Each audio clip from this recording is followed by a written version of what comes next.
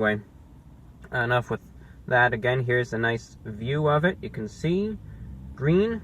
Kind of goes with my green tie that I wore today, special for that. And anyway, this is how I got it. And now we're just going to try it and review it.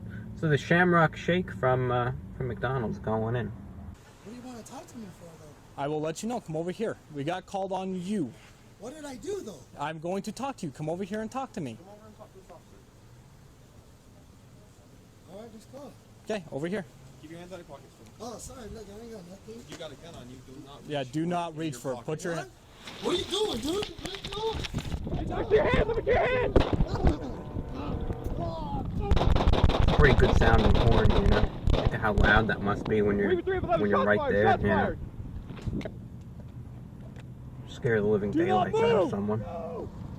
Do not move!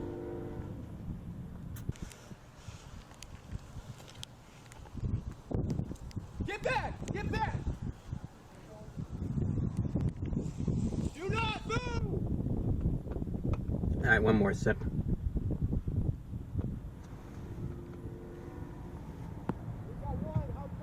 Hold on, stand down.